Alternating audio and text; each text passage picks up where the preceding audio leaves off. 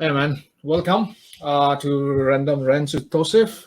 And you're my friend. We know each other for how long? Since 2019. So it's Yeah. been, but it feels like ages. hmm So yeah, how are you? I'm good. I'm good. Very good, thank you. It's I think this is the first time we are doing it from one studio. Before the last two episode, I did it, on the online.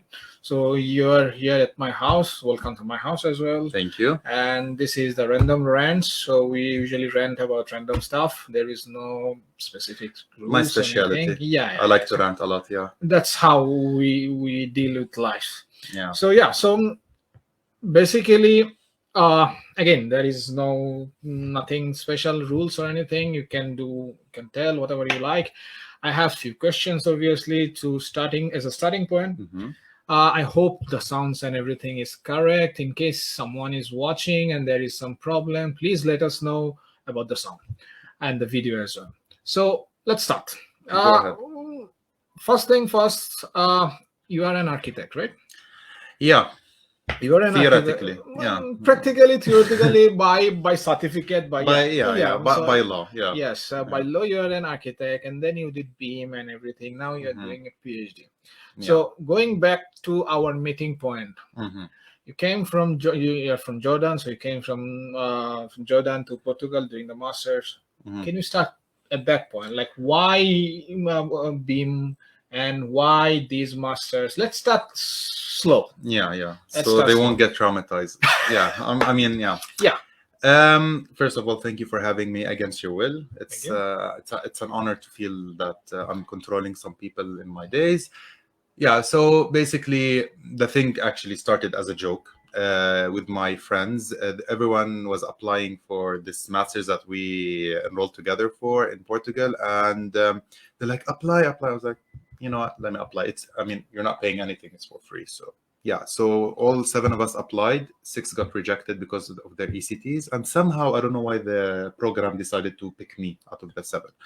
So I went to Portugal, and I mean, actually, the topic is interesting then because Yeah. it's like the modern construction technology approach and such. So, and we started the journey, and we got traumatized in the first module, and then the second, we got slapped, and then we didn't give a fuck after the third one, and we kept going. You know, like you know what, we wasted 1 year of our life. Let's just embrace the whole thing, and then Miss Rona arrived, coronavirus.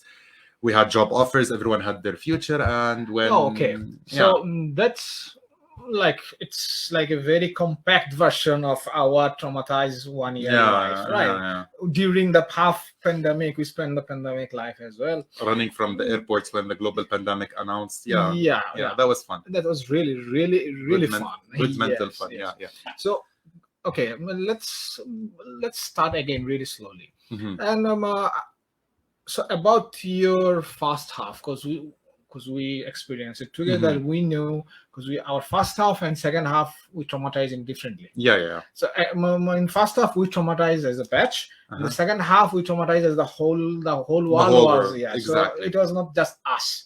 Yeah. So again, so in the first half, you came to a new place hmm from a new country, from not a new country, from your country, hmm completely new world, new life. How did you manage? mm. Like, what's your experience? Now the thing is that I already experienced that before. Okay. Okay, but I mean, not to that serious level, because in my bachelor degree, I ended up going to Germany for a whole year, and I got slapped by reality. So I was expecting, like, thank God I did Germany before coming to Portugal, because at least in Germany, the university will guide you for every single step until you come back from Germany. Yes. That's like part of the curriculum, because they know that we're young, and it's some people, it's their first time living abroad and such. So Portugal was an ease for me, but.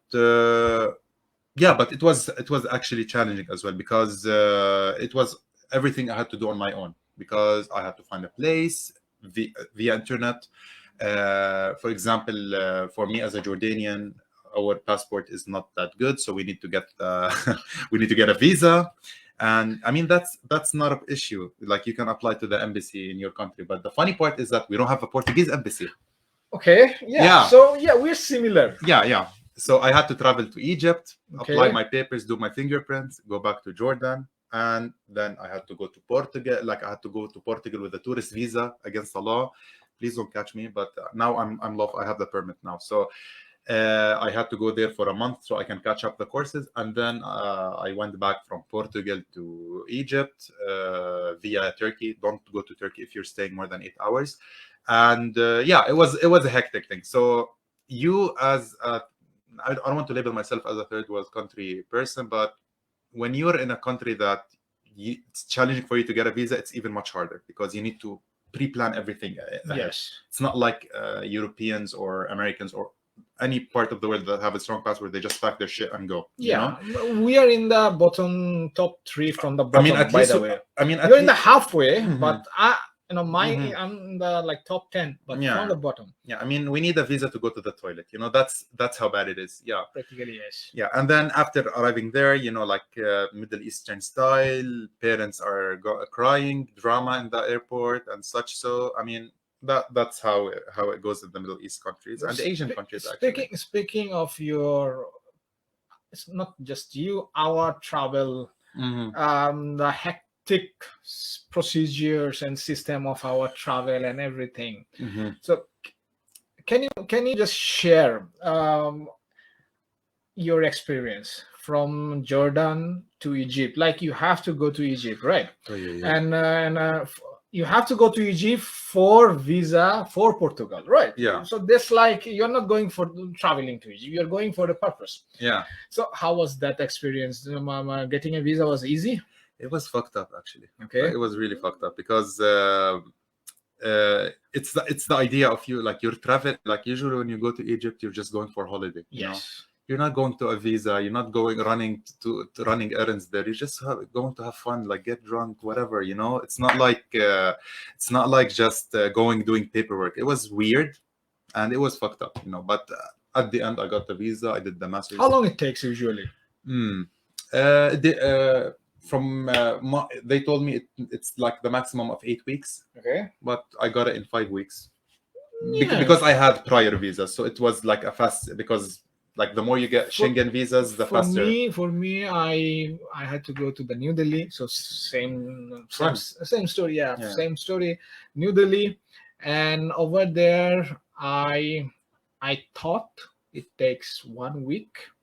So I was prepared for a 1 week of travel, mentally, physically, economically as well. So you prepared like this. You are going to a foreign country, hotels, everything. Yeah. So it took me 3 weeks.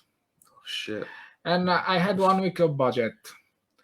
And then, fortunately, by the time I was working, so I had some flexibility and But then again, 1 week of preparation, leaving 3 weeks, and again I was lucky. I got the Erasmus thing, and that's why it's 3 weeks. Usually it takes 2 months, kind of like this. Yeah. So, and by the end of this 3 weeks, it's not that I get the visa, by the way. Yeah. Don't get the impression that after 3 weeks I get the visa. After 3 weeks, I give the fingerprints, like biometrics and everything. Yeah. Oh. So day 1, I submit the paper, and end of the week 3, I submitted my biometrics, fingerprints and everything. We submit them the same day. No, for us that's first 3 weeks. What the fuck? Yeah. And then you are allowed to leave New Delhi, go back to your home, and you don't know how long it takes to get the actual visa. Actually, if you remember, our colleague Sami, hi Sami, and and Felipe, the Brazilian guy, they were all actually 2 months late for our master because of the visa as well. Probably they have the same issue. Then I came back from the New Delhi to Dhaka, and then after I think another 1 month passed, they sent me an email, your visa is ready, come back. So I have to go to New Delhi again, collect the visa. It took another 2 days, and then I come back. So that's the extreme level of process we usually have to experience as a special, our part of the world are really treated differently. So we You know, sarcastically, that's an answer for our governments. Like, why are we leaving? Why is the youth leaving? Like, okay, yeah. here's the answer. Like, if we want to go to Europe, we need to get fucked. Like, we have to go to travel to another country to issue a visa so we can go just for fun and come back to get fucked again. So yeah, I mean, So then yeah. why I'm telling you this is like we experience that, right? And now when we have the European residency in terms of temporary residency for Mhm. our job, for our work, we are staying here after our masters. It's a huge difference right now. Yeah. The world is like change, Mhm. not change in a 180-degree and change. Now we don't need visa a certain amount. Not every country of the world. Within the Europe, we can travel freely. What's your experience on that? That's amazing, actually, because like back then, if you want to go to Paris, for example, you need to plan like 2 months ahead, like to take holidays from jobs or to book your flights and such. So now you just like book a flight with Ryanair, 10 euros, 20 euros, and you just go in the middle of Paris and enjoy yourself. You know, it is interesting. It is interesting, and it is open. And believe it or not, besides the Schengen area, if you have the residence permit, you can You enter can, other and countries. yes, it's not just the same. Yeah, exactly. So Mexico, for example, Serbia, Yes. and many more. Actually, I think as well Turkey. But for me, with the Jordanian passport, I have already Yeah, it's for the us. yeah, yeah. It's just for For us. you Yeah, guys, yeah, yeah. yeah. For me, I'm yes. sorry, yeah, but Yes. yeah. But then again, I'm gonna ask during the masters, we travel together. You travel not together as well, so we travel a lot. Mhm. It's like one of the beautiful thing of Erasmus masters. thing. Yeah, yeah. Even the masters pushes people to travel. Exactly, Exactly. yeah. So, what's your most memorable travel experience? In a good way, in a bad way. Oh, First, we can talk about the good, and then we can go to bad, and then if there is an ugly, we can go to the ugly as well. So, good, bad, and ugly. okay. So the good one actually was the Milan integration week. It was fun. Really? I mean, for me, it was because it's about the people we went Okay. with, yeah. And if you remember, me, you, Anna, Miwa, and Joao, we went to Venice, Yes. and it was flooding. It was funny. Oh yes. And then yeah, we had fun. Like we booked a hostel, and we had fun during that stay. And then we went to Milan. We partied. It was about the people. I mean, I've been to Milan several times, but it was fun because we all got drunk together. We had fun. It was the first time we integrated all together. And yeah, and then we went back to Bologna and flew from Bologna to Porto, if you remember. Yeah. Yes. So I mean, That's your good one. I mean, in the Masters. Yeah. Yeah, I'm talking about the masters. Yes. I didn't travel a lot in the Masters actually. What's the bad one then? The bad one was when we went from Porto to Vienna during the global pandemic. That was really fucked up.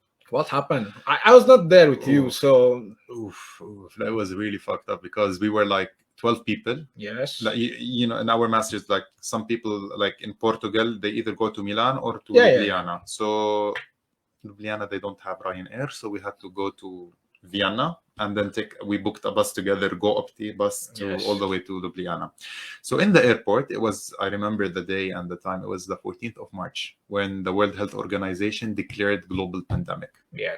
That was the day. Like Yes, we were in the yes. airport waiting, and everyone is like evacuating, running back to their country or like to their original like house and such. So original house, okay. Yeah. So we were 12 people, and somehow six of us, 6 out of the 12, decided to stay, Yeah. and the other 6 were like, you know what, fuck it, let's just go. And we went to we went separately. There were different flights, so some of us went to Vienna early, some people took trains to Venice and then came to Ljubljana. Yeah. It was really because everyone was panicking. And Tell me what happened at the airport. Oh, At the Porto airport thing. Like you're close to fly, like that was like 50-50 chance of flying as far as I remember. it wasn't a 50-50 flight. It was like if people like they told the master's degree board, they told us it's your decision. You can go now, or maybe like they thought the pandemic is going to be like a week until they handle it. So they're like, you can go next week or something like that. So it was a 50. Yeah, the thing is, it was a 50-50 chance that the flight will go back. But Our flight was one of the last flights that flew actually Okay. in Porto because like yeah, it was really weird. And actually, I was traveling with my friend Roger, and he decided, like literally, we were at the gates to board the flight. He decided to leave. Like he was scared. I mean, I don't blame him because he's diabetic, and having COVID will affect him like in a very negative way. So yeah, I decided I was like, no, fuck it, I'm going to go. And then I discovered later on our friends Ihab, Vanessa, and Semi decided to go as well in the Yeah, different yeah, yeah. flight. So yeah, it was really weird because you've seen a lot of people in the airport, and everyone is like, no one knows what's happening. It was really weird. Like we never experienced that. I never experienced that in my whole life. I mean, no one No experienced that, one. but it was unexpected because back then when we were kids, we heard about swine flu and bird flu, and I mean, it was a pandemic, but it wasn't Not as in. it was really weird because we were like, should we take it seriously? Should we not take it seriously? Like, is it a joke? Is it a hoax? We don't know what's happening because different news, everyone is distributing wrong No one knows information. what's going Yeah, on. yeah, That's the yeah, yeah. problem. And yeah, And then you arrived in Ljubljana, yeah, which by that time was pretty much a dead city. yeah. And dead in terms Ghost of town. ghost town. Like Yeah. everything is closed. So It was so creepy. flying from another city in this pandemic and landing in a ghost town, Mhm. what was your fast idea, experience, or fast expressions? Actually, it happened. Something funny happened. Like as soon as I arrived to Ljubljana, I booked an Airbnb for 2 weeks until I figured myself out here to get Yeah. like a place to go, like to stable myself in. And literally, I packed my shit into the Airbnb, and then an earthquake happened, Yeah. and we had to evacuate the building. And I didn't sleep for 2 days, and it was funny. And I was calling my parents, like I called my parents because they were scared, and I was laughing, like, oh, I can't even sleep. And yeah, it was. If you remember, I don't know why during that time of the pandemic, if you noticed, a lot of earthquakes happened. Yes, kind of. Yeah. Yes, yes, yes. If you remember our Yeah, yeah. Ljubljana student WhatsApp group, we were about to change it to earthquake updates. Yes, If yes. you remember, yeah. So it was like that. And then when I guys met you in front of the three bridges, all of us, we reunited. It was Yeah. really like I really felt like we made it, and we saw like we hugged each other. It was really nice. But as you said, it was a ghost town, and like our colleagues who lived already in Ljubljana and then they moved to the other destination, they gave us very big hopes. They told us how Ljubljana is like full of life, party, clubbing. Yeah, it was open. Like, regular country, regular European city. Yes. yeah. They said like it's one of the good Erasmus cities. Place, yes. Yeah, it was really. We were hyped and very excited, and we just came. The graph just gone down. Yes. Not even a graph. Like there is no city. Like only policemen standing checkpoints, and you only have to go. Like you're only allowed to go to the supermarket within limits, like 5 people per supermarket to get only the basic necessities and come back to your place. I mean, honestly, if I was here alone, I would get crazy by that time. I thank God we were all together. Actually, Yes. yeah. And then when things started somehow before the vaccines, like when we started going out during the summer, little bit, yeah, like things like people easing started down. to but people started to know how to moderate it and everything. Go out. The restrictions were a little bit lighter restrictions. Exactly. Yes. Yeah, it was. Yeah, at that time, and we went like we were renting these electric cars. Yeah. Going to the cities around. We travel a lot. Yeah, it was beautiful. Yeah, that was a very nice thing. We travel a lot. Yeah. So, if I ask you to characterize your 6 month in Porto, like in Guimarães, and 6 month in Ljubljana, in 1 or 2 words, what will you use? Hot mess. Yeah, actually, that's a perfect word. Like it was really nice. It was hot. It was beautiful. It was a nice experience. If I go back in time, I'll do it again. And it was messy, Nice, but at the end, we did really good. We graduated, by the way, really good marks and everything. Mm-hmm. Yeah. So we did good.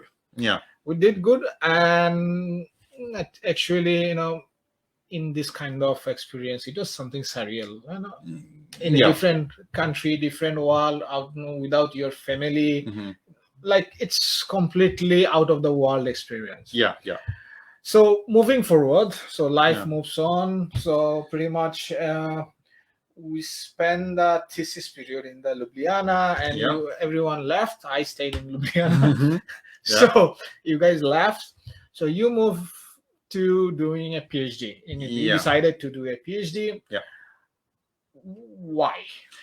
Oh, actually, that's a good question because I always wanted to do a PhD.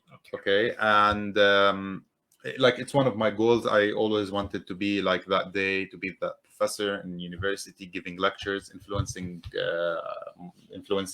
young, like the new generation and such, so, and contribute to actually to the research community. But I wasn't actually. I wasn't honestly at the beginning. I wasn't like hyped for it. Not even. I didn't even consider But then it. Yeah. I'll give you one more question. Yeah. As in, again, Yeah. we came from a third country. We are not part of the Europe. We are not part of the Western Yeah. countries. Yeah. So we have some restriction getting jobs, getting PhDs. There are some added barriers for people Exactly. from our country. What's your experience on this regard? Did you face any? I'm not saying discrimination. No, we don't. We know there is no discrimination in this regard as long as you have qualities. If you have the qualifications, you are. I'm not talking about this yeah. direction. I'm talking about your personal experience, because there are some added boundaries you have to cross, because you have to fight with other local people, and then people from the European countries, then international people. Yeah. The preference is like, I mean, we are in the list of 3 and 4, unless we have to fight, and we have to you have to earn be it. the best. Yeah, you have to earn it. Yeah. So what's your experience on this regard? It's actually, to be honest with you, I didn't face like that thing. Did you face, or it was really easy for you? No, for me, because when I was in when I was in Germany, I was Yes. interning in a company in Munich. They told me, finish your bachelor degree and come, and you have the job. It's ready for you. Like, we like your style. You know the environment. We trained you. You are ready. But then I did the master's degree, and after the master's degree, like, I was hoping to contact the CEO and talk to him, like, okay, now I'm in Ljubljana. I will come to Germany if you want me.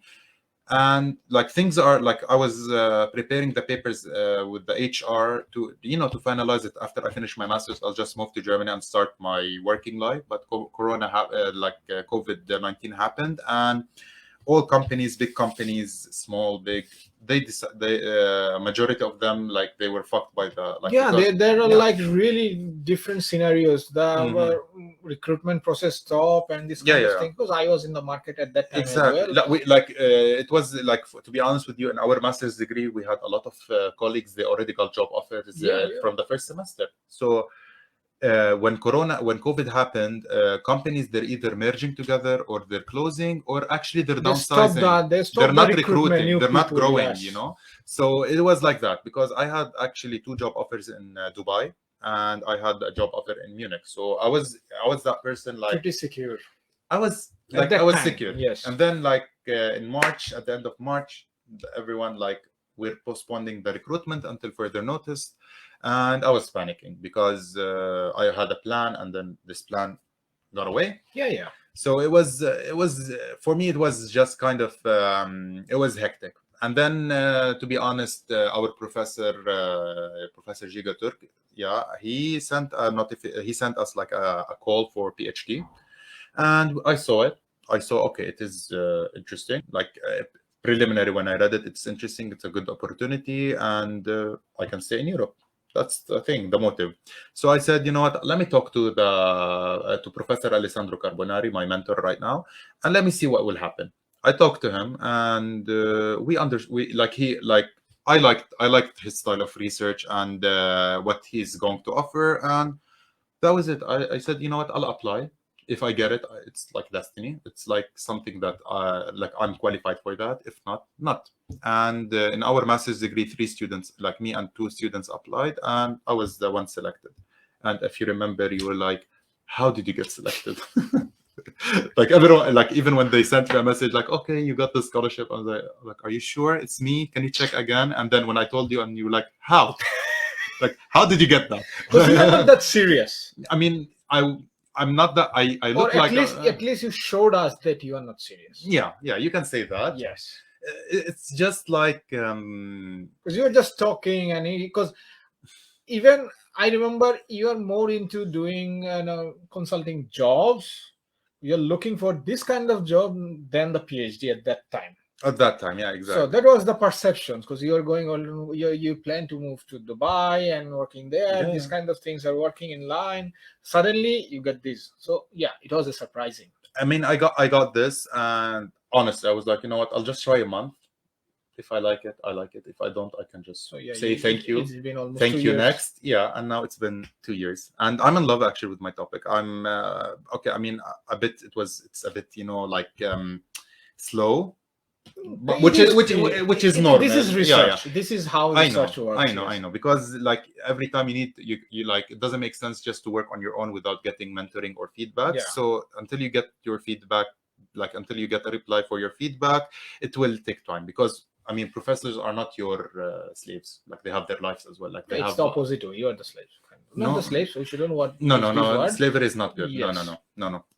Yes. Yeah. So basically, no. I mean, like they have other things to do. So they don't have the full 100% dedication to you. So like when they're free, they'll give you the feedback. So Yes.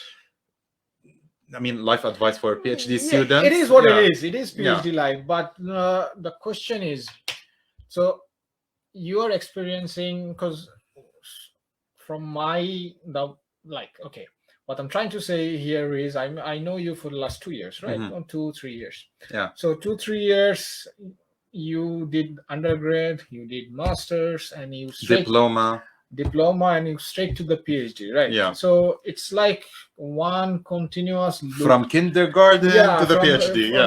From kindergarten to PhD, one long loop. Long ass loop. Yes. How are you? I mean, mentally or physically, you're talking. I mean, I don't know. How do I look? Am I okay? You're surviving. Physically, but anyway. So now you're living in Ancona. Mm-hmm. Tell me something about Ancona. What do you want to know? Pretty much everything. I have no idea about Ancona. I mean, we have an IKEA. There are some good meatballs. Yeah, good meatballs. Yeah, but it's pork, so yeah, for me it's not. Hashtag haram. Yeah.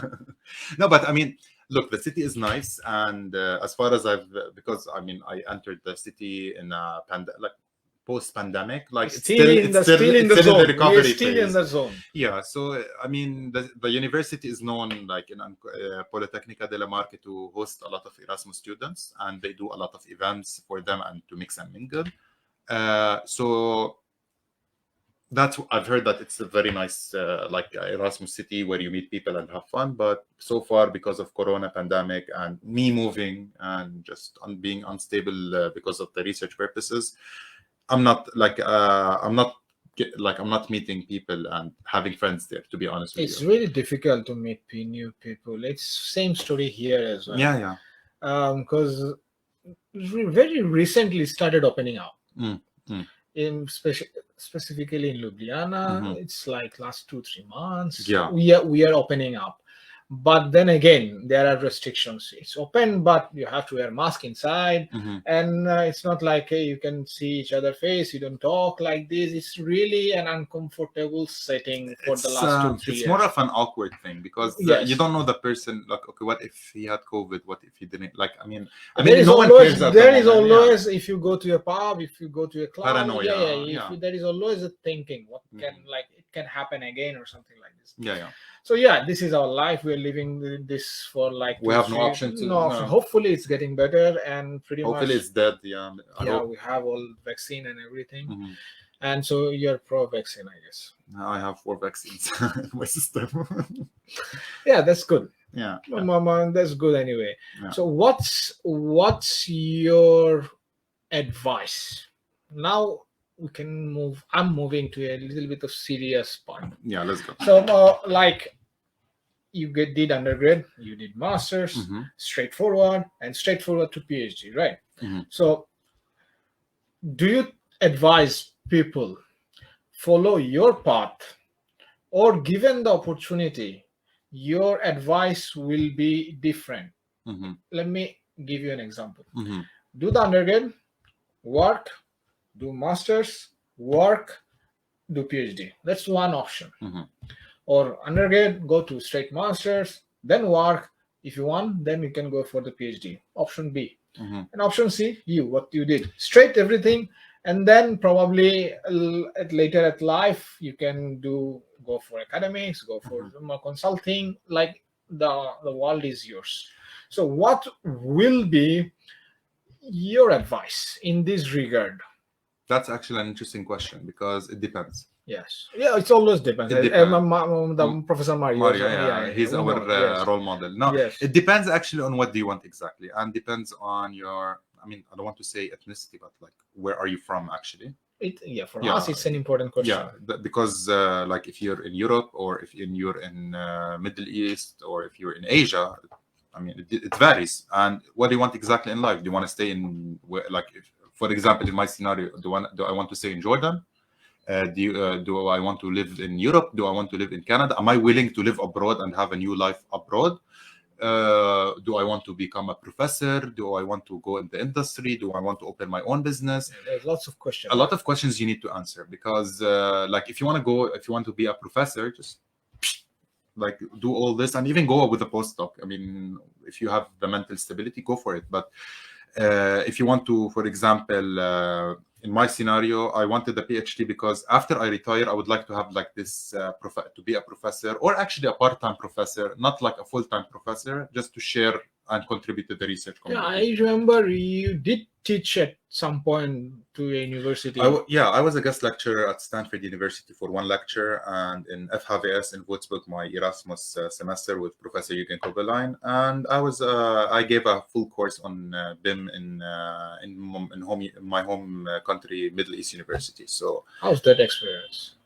Actually, after that experience, now I appreciate professors, and I understand why they say that we are pieces of shit and we're ignorant. So I mean, no offense to the students, but I work as a lecturer as well. Yeah, so you understand what I'm trying to say, because students are like, they suck the life out of you. So it's more like you want to be flexible with them, but they take advantage of that. I don't know how to explain that, but I hope you can relate. Yes. Yeah, like you can, for example, very much I can relate. I mean, I promised myself I would never be that professor who's like strict and like, no, you have to submit at that time, but they gave me no option, so I had to do that. I mean, it's really fucked up. I know, like, people are judging me right now. I'm so sorry, but it is what it is. You have to be harsh with the students so they can take you seriously. Okay, so the problem in this regard, that's the problem, I think, in the mentality from our culture. If you are nice to people, they will take advantage. They think you are weak or something, like you will. I mean, sorry, but you will be treated like a pussy. Like, really, like, no one will take you seriously. That's but they don't understand. Because if someone from that position is being nice to you, that means it's not like he has to. Right? He doesn't have to be nice to you. Yeah. He can just go, do the job, get out, done, finish. Right? Yeah. He doesn't have to go extra 2 miles to talk to you in a friendly manner. Be flexible. Understand your scenario. Yes. Yeah. So when you start doing taking that kind of approach to student, sometimes they take you for granted. Yeah, I totally agree. Sometimes they take you for granted, and then the thought, like, okay, probably something wrong with you. Yeah. Yeah, because they will like even if they don't take advantage of you, they will talk like they will not take you seriously. That's the problem. Yeah, Because if you show the attitude, if yeah. you show, I am someone, you cannot, you You'll need be to, like this you person have who to, walks and yeah, people yeah, get scared. Yeah, you have to give me 1 week of advance notice to meet me. Then there's think, okay, you are someone. I mean, be honest. If you, Yeah. when you're a bachelor degree student and there is this professor who has a reputation that he's like this harsh and very rough, you take him more serious than the professor who grabs a cup of coffee in a hoodie and No, just for give you the me, it's lecture. the difference because I studied in the UK. Mm, Because my undergrad is in the UK, masters in the UK, so I get the yeah, environment, like this kind of things. yeah. Because but in my country, obviously the situation is different. Mhm, The barriers between the professor and the relation between a teacher and the professor is different. mhm, Now it's becoming more flexible, but mhm. it's very rigid.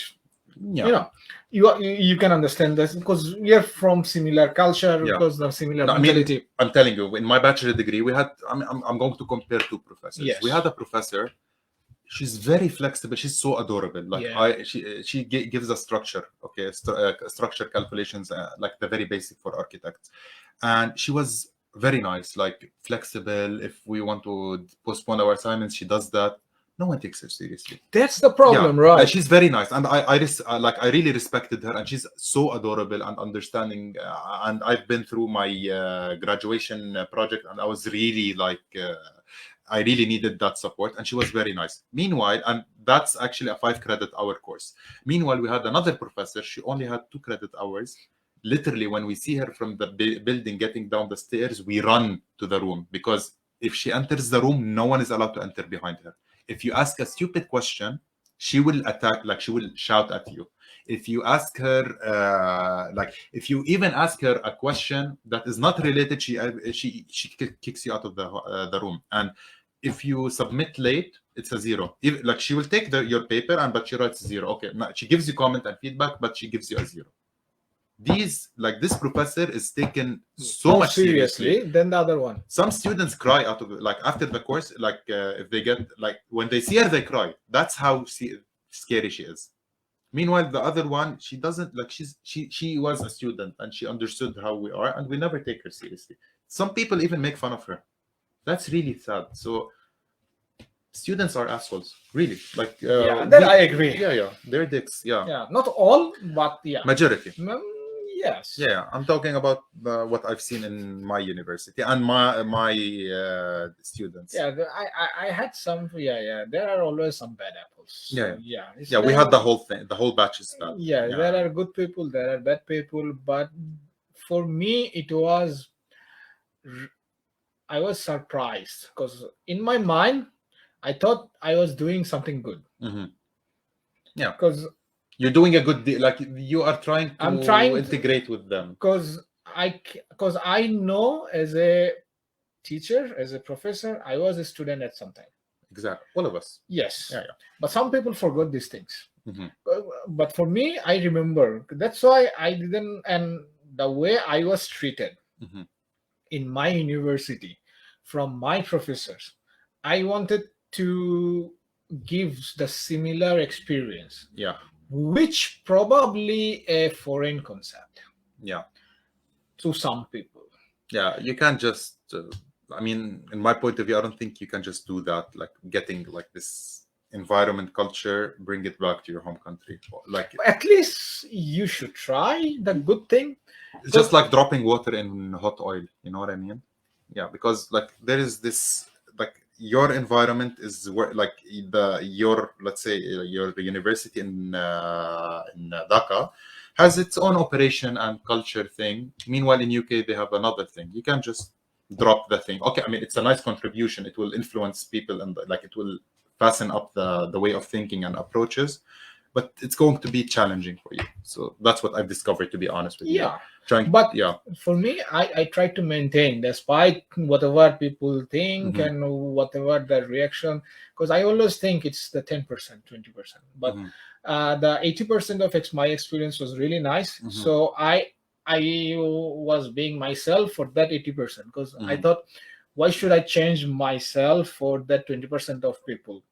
So yeah, there is always, you will feel backlash in every where in every sector. It's not just in education, even in your job, in Hmm. your life, everywhere you will see there is always one guy, one two guy doing something Yeah, completely opposite and pushing you down. yeah, So the yeah. question is, you're gonna give importance to that person, or you think, okay, that's just one bad case and I have, the 90% are good. So that's how I dealt. I don't know Hmm. how you dealt, but that's was my approach.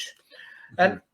And I tried. Obviously, I remember I tried to scale back a Hmm. little bit because I know probably too much is a problem. So let's Like try create, to find a manage mediocre player. Yeah. mediocre zone and stay on that zone, but Yeah. still, uh, you know, try to give as much as possible, as much True. as be open as much as Yeah. possible. Yeah. Anyway, so that's our experience and everything. Hmm.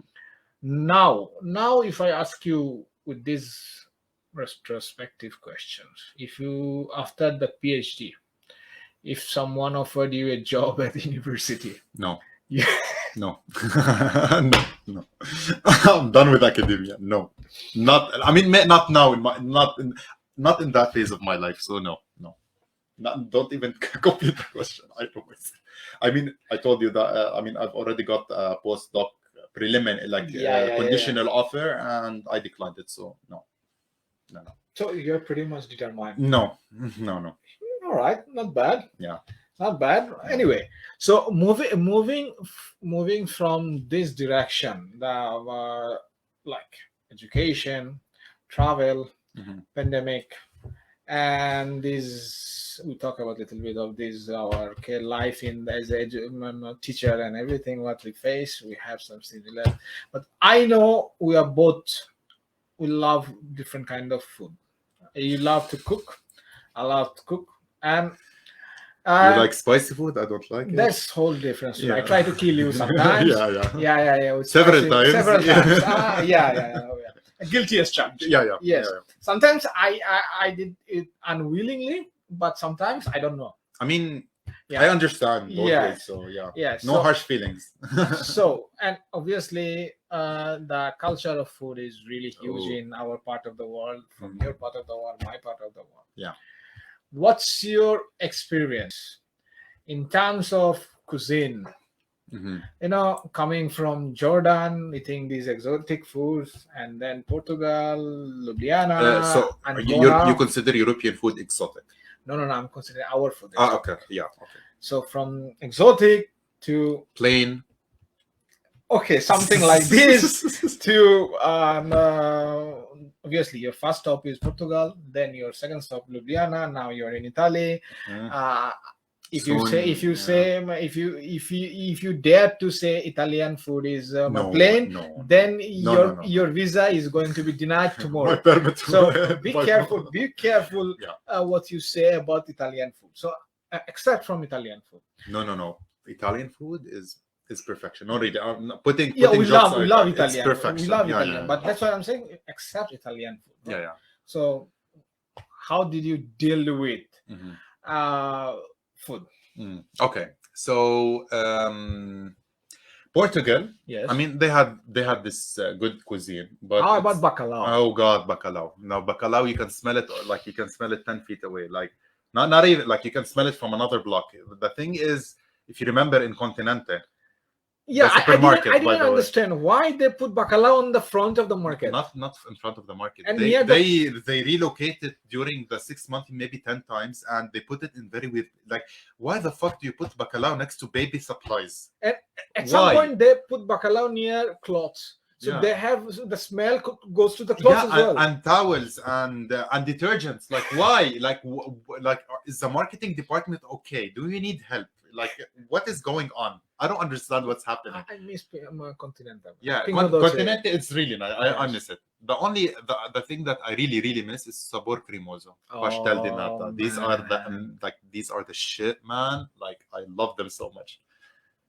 Every week I remember.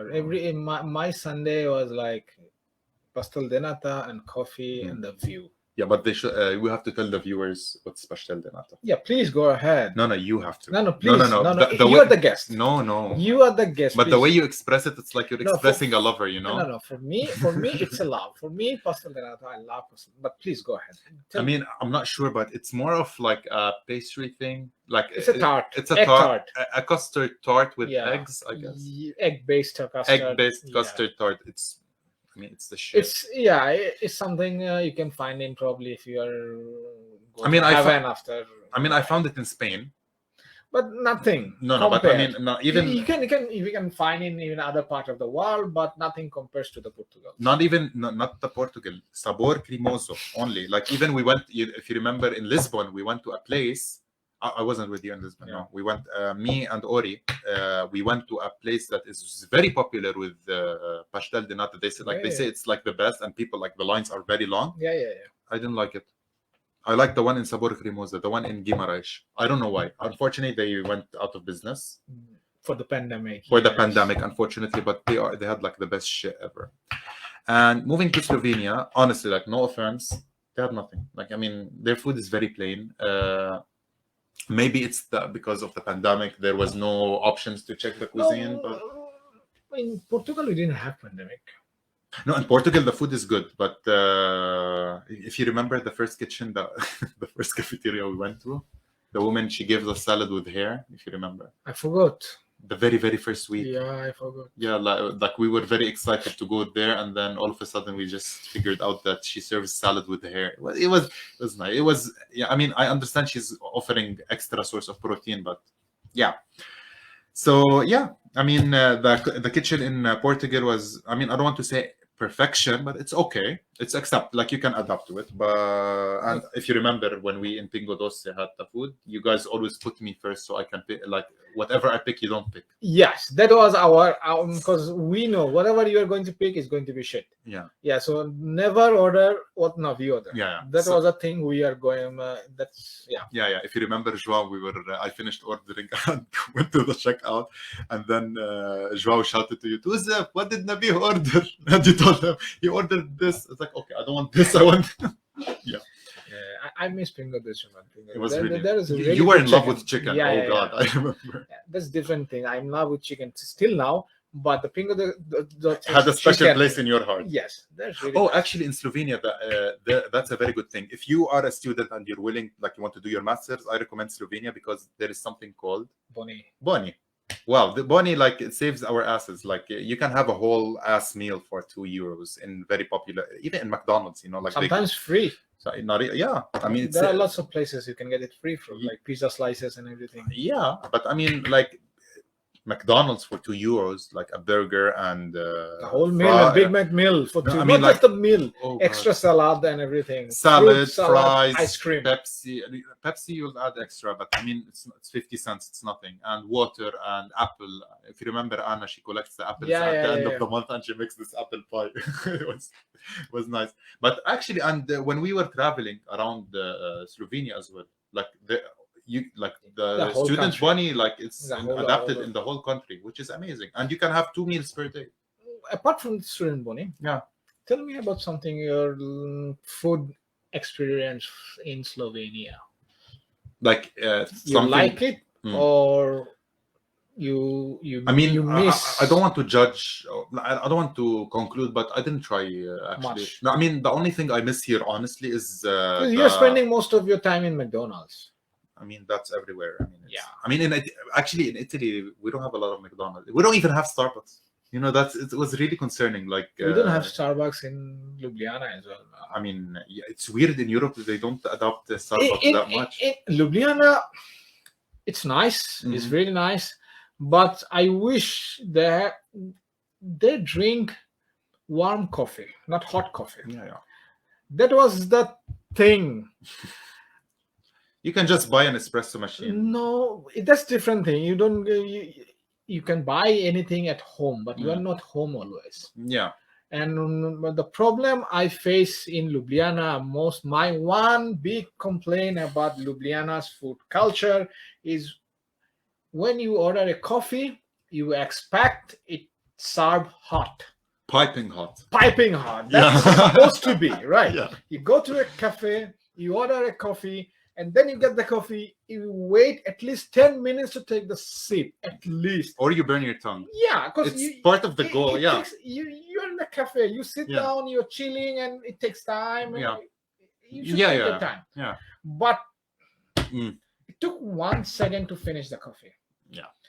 And 1 second, yeah, done. It doesn't matter the size. Obviously, the size is small. Again. I'm pretty sure Italians will be pissed here. Yeah, the size. No, I'm talking about coffee with milk, not the espresso and Yeah. any kind, but the proper coffee with milk, Yeah. the long one. So, and they serve it warm, and that was like, I had to make peace. You have to accept it. I had to, but it looks like it. I have issues left in my heart, but somehow I told myself, okay, probably you have to adapt. Yeah. Adapt and move on. But then It's just like Asian parents accepting the fact their son is not a lawyer or a doctor or an engineer. He's a dancer. Yes. Like, I mean, they have to accept it, but at the end, it's, you cannot do anything. yeah. Even sometimes what happens, because I always told cafes, people out there, that please make it hot. Yeah. And it doesn't matter. Yeah. They will serve you the warm. They're like, yeah. They will. Yeah. And then they will serve you warm. And if I were you, I'll just get a microwave with me. I'll carry a microwave. I'll just put it. well, it will be another crime if you put your coffee into microwave. That's like. I mean, it's better. I mean, do you rather have a hot coffee via microwave or just but there's the complaint. There's the living, because you guys, everyone left. I stuck in Ljubljana, and then I had to make peace with this coffee thing, because you start your day with a coffee, right?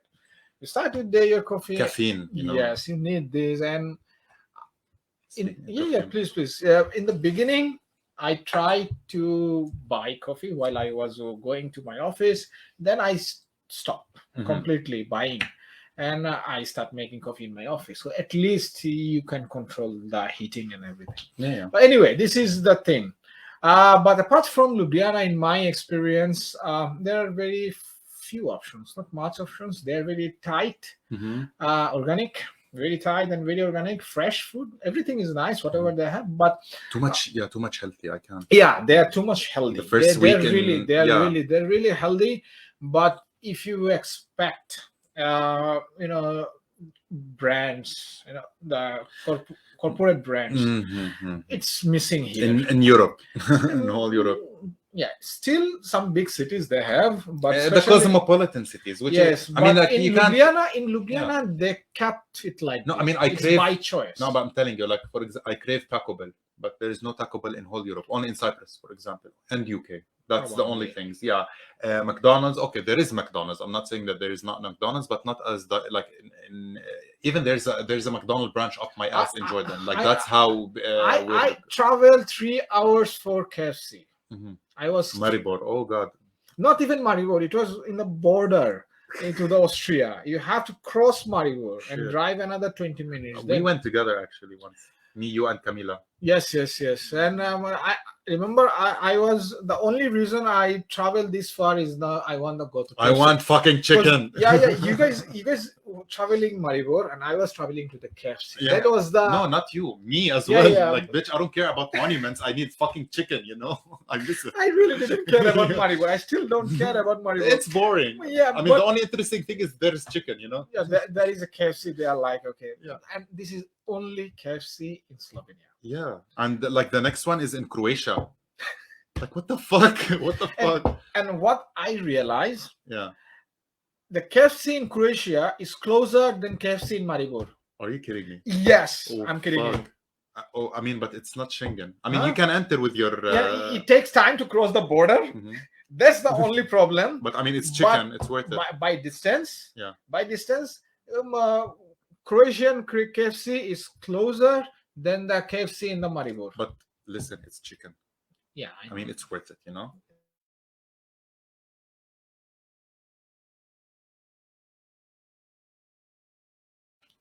Yes. So anyway. Yeah. So that's how Slovenia is. And I love KFC, you love Starbucks. Oh God, Starbucks. Civilization. So how Do you have Starbucks in Ancona? No, we don't. There's only two Starbucks in all Italy. And all in Milan. Like there is one in, maybe two in Milan. I don't know, but Yeah. so far there is one in Milan and one in Rome, and that's it. Like, I need to travel 6 fucking hours for a fucking coffee. Like, are you kidding me? I mean, Italian coffee is beautiful, but I need my caramel frappuccino. I mean, I'm a basic bitch. I need it. You know what I mean? Yeah. I do, man. Yeah. I do. So that's the food experience and everything. So, do you cook much, or you depend on buying? I like to cook for people. I don't like to cook for myself. Okay. Honestly, like, I like to cook Arabic food like I cooked for you guys. I Arabic like food. your food. Yeah. Like the maglobe is the shit for you. I like to cook. Like, I like to cook for people. I like to cook for my lovers. For example, my girlfriend Joelle. Hey babe, I miss you so much. I like to cook for her. Yeah. So she likes my food, and actually my cousins and my family. Like, whenever, like, like, it's not like I cook. I cook, I like, clean. I cook, I clean. Yeah, it's like whenever I'm in the mood, I cook, and I cook with, like, I cook with love. It's not like something that I have to do. I just, like, whenever I'm in the mood of something, I just do it. For example, the apple pie, if you remember. Yeah. I just did it because I want to do it. It was really nice. Yeah, so it's just like that. And for me, like, I don't care, like, if it's a bit salty. For me, if I'm cooking just for me, it's something just to survive, not to taste. For me, I can be flexible with that. But if I'm cooking for people, I get a bit, concerned if I'm putting too much salt, too much pepper. It's spicy. It's not spicy. Like something like that. But yeah, you cook good food. Yeah, recommended. Yeah. Thank you. Yeah. So we are almost closing to, I think, 60-minute marks. That's pretty much like almost we are closing to the end part. So let's finishing up to the questions I have in mind, because what's your, because it's multiple experience, right? It's not just one simple graph. It's just going up it's and going up. It's a life scenario. Yes. If you go back to 2019. Yeah. Now, if you allow, or you can go back to 2019. Yeah.